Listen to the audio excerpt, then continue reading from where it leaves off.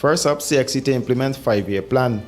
The challenges faced by the regional education system as a result of the COVID-19 pandemic will be rectified with the implementation of a 5-year strategic plan for the period 2021 to 2025. Chief Executive Officer of the Caribbean Examination Council, Dr. Wayne Wesley, made the disclosure today during the announcement of the CXC in Cape results. The vision is to create a digitally transformed enterprise providing quality, relevant, and globally recognized educational services. To this end, the strategic plan represents a structured system of transformation to include research and development. No longer should we be making plans and operating in a vacuum. Artificial intelligence, digitalization of systems, and an inclusive decision-making framework.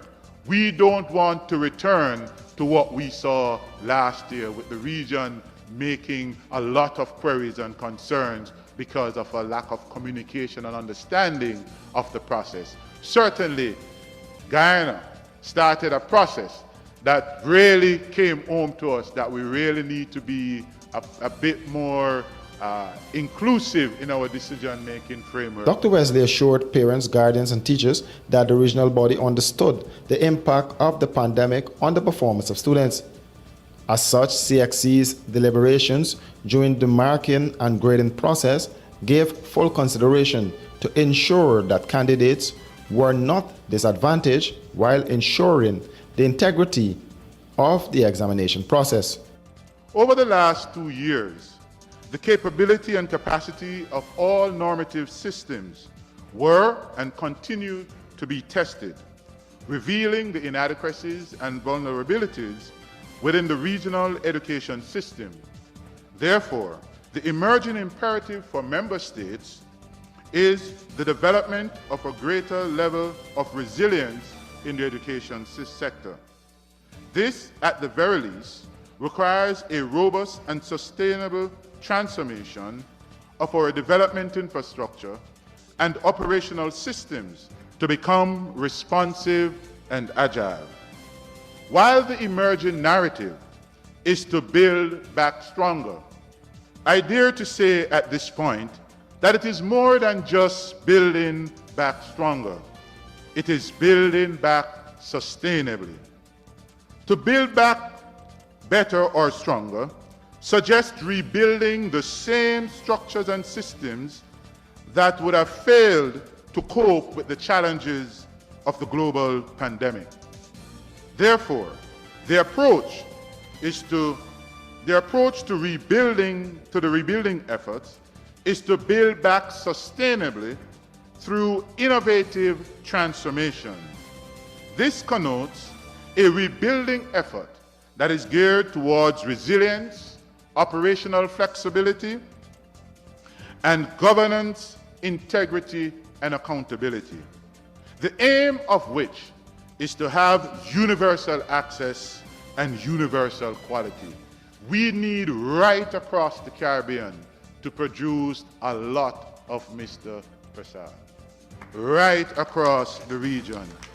Universal access, universal quality. Universal access to quality and relevant education. And in that context, we would not have to be worrying about how we prepare students and giving extra lessons all over the place. We would worry about ensuring that students demonstrate the requisite competencies to perform in society. Guyanese students were the top performers in the region for both CSEC and Cape. The police have arrested a man who they believe stole a gun from a sleeping security guard in Kitty early this week. The suspect was arrested at a house in Duncan Street, Kitty, this morning. There are reports that the police found some of the ammunition during the arrest. There are also reports that the gun was recovered, but it was unclear if the weapon was found at the location. The suspect said he was unaware of the incident as he was escorted by the police to the station. Nothing, buddy.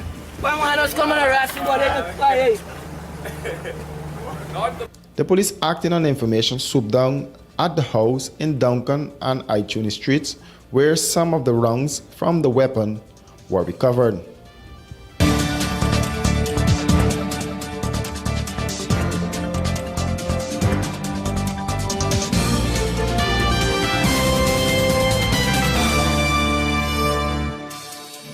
Are you having problems sleeping at night? Well, worry no more. Comfort Sleep mattresses are simply the best. Comfort Sleep provides quality products, factory fresh, and better value.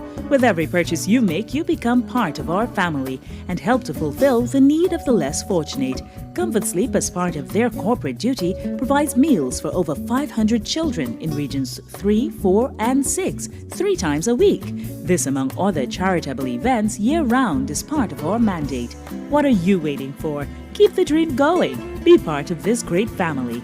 Comfort Sleep, Eccles Industrial Estate, East Bank, Demerara. Telephone 233-3013 or 233-2657. Email comfortsleep49@gmail.com.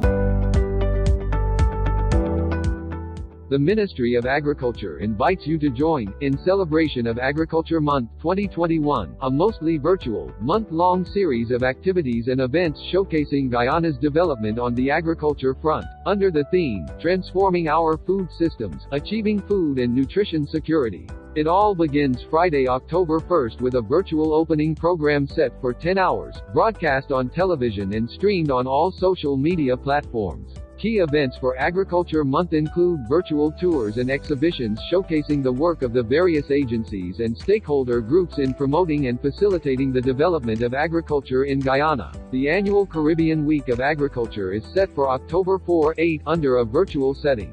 On October 16th, there will be a virtual presentation to mark World Food Day 2021, which is being observed under the theme, Our Actions Are Our Future, Better Production, Better Nutrition, Better Environment, and Better Life. Agriculture Month 2021, a COVID-safe look at agriculture on the move to a bright and prosperous future. Look for a detailed schedule of events on local broadcast, print and social media platforms.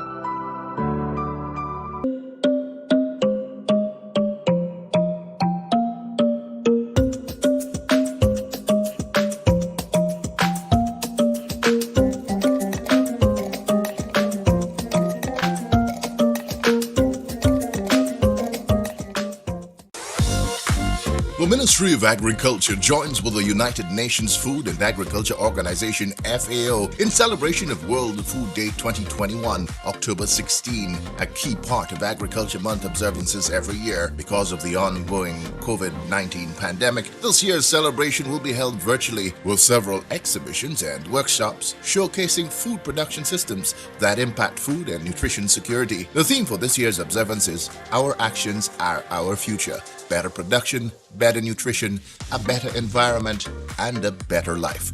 The virtual opening program will be broadcast on local television and radio stations and on all social media platforms Saturday, October 16. Check local listings for a detailed schedule of virtual World Food Day activities.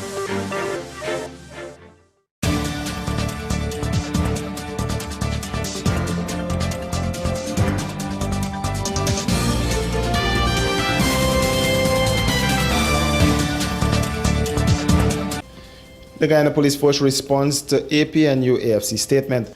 The opposition has taken serious note and concern over a pattern of extrajudicial killing by the police. What is also worrying is that the police version of events is often discredited by eyewitnesses or family members of the victims who have first-hand knowledge of what took place. Yesterday, several MPs, along with myself, visited the home of the latest victim, 34-year-old Kevin Andrews, who the police claim was shot dead after an exchange of gunfire. The force itself admitted that there was no gun recovered from the scene. So what then did Mr. Andrews use to shoot at the police ranks? How? What did he use? In a statement on Wednesday evening, the Guyana Police Force said they resolutely remain a community-minded law enforcement body that conducts its role and responsibility in a professional and lawful manner in keeping with the mandate of maintaining public safety and security. The police force explicitly states that it has no agenda or aim to wantonly kill citizens, as implied by the opposition coalition's reference to what appears to be the new norm of the Guyana police force to kill citizens and extrajudicial killings in their statement. The statement explained that the investigation into the circumstances surrounding the fatal shooting of Orrin Boston at Dartmouth Essequibo is still in progress. On the alleged shootout between the police and Kevin Andrews, family members are alleging that Andrews was killed while being in handcuffs. On the contrary, the Guyana Police Force wishes to clarify that at no stage during the incident involving Andrews, from the time of the pursuit of the vehicle at Diamond on the east bank of the Marara to his admission at the Diamond Hospital, was he placed in handcuffs.